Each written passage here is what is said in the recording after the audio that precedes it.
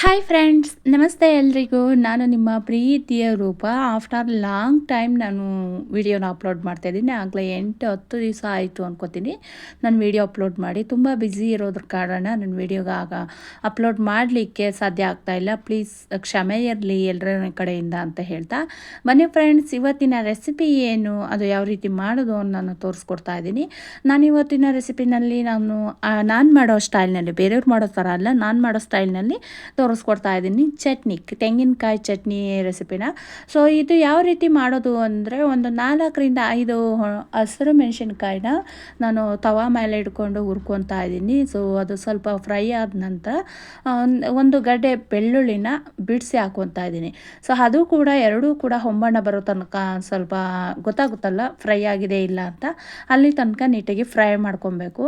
ಇದು ಖಾರಕ್ಕೆ ಸ್ವಲ್ಪ ಕಡಿಮೆನೇ ಇರಬೇಕು. ಖಾರ ಯಾವಾಗಲೂ ಚಟ್ನಿಗೆ ತುಂಬ ಜಾಸ್ತಿ ಆದರೆ ತಿನ್ನಲಿಕ್ಕೆ ಆಗಲ್ಲ. ಸ್ವಲ್ಪ ಕಡಿಮೆ ಖಾರ ಇದ್ದರೆ ಅದು ತಿನ್ನಲಿಕ್ಕೆ ಟೇಸ್ಟ್ ಕೂಡ ಇರುತ್ತೆ.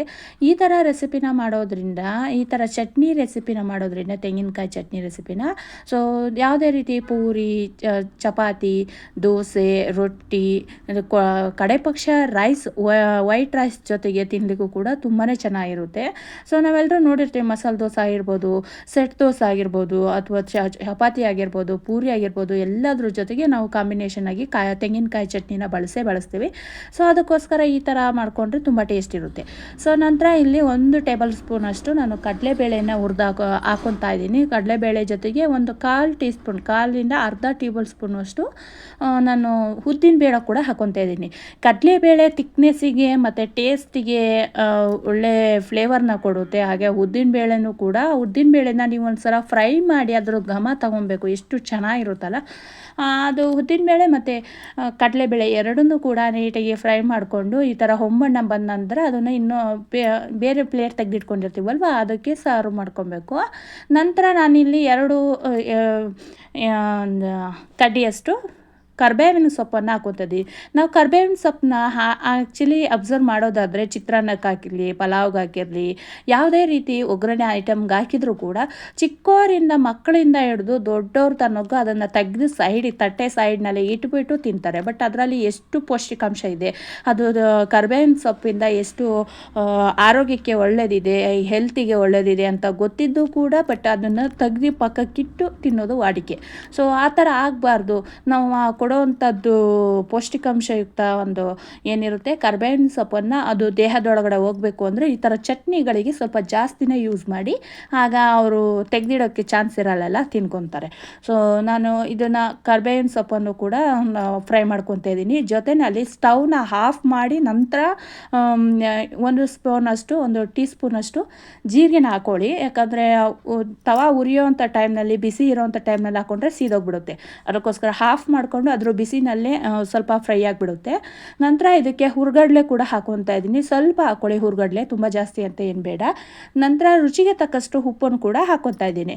ಸೊ ನಾವು ಇಷ್ಟೆಲ್ಲ ಹಾಕ್ಕೊಂಡ ನಂತರ ಒಂದು ಮಿಕ್ಸಿ ಜಾರ್ ತಗೊಂಡು ಅದಕ್ಕೆ ಹಾಕ್ಕೊಳ್ಳೋಣ. ಎಲ್ಲ ನಾವೇನೆಲ್ಲ ಫ್ರೈ ಮಾಡಿ ಇಟ್ಕೊಂಡಿದ್ವಿ ಅದನ್ನೆಲ್ಲ ನಾನು ಮಿಕ್ಸಿ ಜಾರ್ನಲ್ಲಿ ಹಾಕ್ಕೊತಾ ಇದ್ದೀನಿ. ನೀವು ಆವಾಗಲೇ ಹುರಿದು ಮಿಕ್ಸಿ ಜಾರ್ಗೆ ಹಾಕೊಬೋದು. ಬಟ್ ಇಲ್ಲೇನಂದರೆ ಸ್ವಲ್ಪ ತಣ್ಣಗಾಗಲಿ, ಬಿಸಿ ಇದ್ದಾಗ ನಾವೇನೇ ರುಬ್ಬಿದ್ರೂ ಕೂಡ ಅದ್ರ ಟೇಸ್ಟೇ ಬೇರೆ ಚೇಂಜ್ ಆಗೋಗ್ಬಿಡುತ್ತೆ. ನಾವು ಮಾಡೋವಂಥ ಟೇಸ್ಟು ಚೆನ್ನಾಗಿರಬೇಕು ಅನ್ನೋದಿದ್ರೆ ನಾವು ಅದು ತಣ್ಣಗಾದಮೇಲೆ ರುಬ್ಬುವಂಥ ಕಾರ್ಯಕ್ಕೆ ಬಳಸ್ಕೊಬೇಕು. ಇಲ್ಲ ಅಂದರೆ ಬಿಸಿ ಇದ್ದಾಗಲೇ ರುಬ್ಬಿದ್ರೆ ಅದ್ರ ಟೇಸ್ಟೇ ಚೇಂಜ್ ಆಗೋಗುತ್ತೆ. ಅದಕ್ಕೋಸ್ಕರ ನಾನು ಆರಲಿಕ್ಕೆ ಒಂದು ತಟ್ಟೆಗೆ ಹಾಕ್ಕೊಂಡಿದ್ದೆ. ಈ ನಂತರ ಆರಿದ ನಂತರ ಈಗ ಮಿಕ್ಸಿ ಜಾರ್ಗೆ ಹಾಕ್ಕೊತಾ ಇದ್ದೀನಿ. ಹಾಕ್ಕೊಂಡ ನಂತರ ನಾನು ತುರಿದಿಟ್ಟಂಥ ಹಸಿ ತೆಂಗಿನಕಾಯಿ ತುರಿನೂ ಕೂಡ ಹಾಕ್ಕೊತಾ ಇದ್ದೀನಿ. ನಂತರ ಎಷ್ಟು ಬೇಕೋ ಅಷ್ಟು ನೋಡಿಕೊಂಡು ಸ್ವಲ್ಪನೇ ನೀರನ್ನ ಹಾಕ್ಕೊಂಡು ರುಬ್ಕೊಂಬರೋಣ. ಇವಾಗ ನುಣ್ಣಗೆ ರುಬ್ಬಬೇಕು, ತುಂಬ ಸಣ್ಣಗೆ ರುಬ್ಬಿದ್ರೇ ಅದು ಟೇಸ್ಟ್ ಚೆನ್ನಾಗಿರೋದು. ನೀವು ಇದೇ ಖಾರಕ್ಕೆ ಮತ್ತು ಉಪ್ಪು ಎಲ್ಲ ಹಾಕಿರೋದ್ರಿಂದ ಈ ಥರನೇ ಸರ್ವ್ ಮಾಡಿಕೊಂಡು ತಿನ್ನೋದಿದ್ರು ತಿನ್ಬೋದು. ಇಲ್ಲ ನಾವು ಇದಕ್ಕೆ ಸ್ವಲ್ಪ ಒಗ್ಗರಣೆ ಮಾಡ್ಕೊತೀವಿ, ಒಗ್ಗರಣೆ ಮಾಡಿದರೆ ಟೇಸ್ಟ್ ಚೆನ್ನಾಗಿರುತ್ತೆ ಅನ್ನೋರು ಒಗ್ಗರಣೆ ಕೂಡ ಮಾಡ್ಕೊಬೋದು.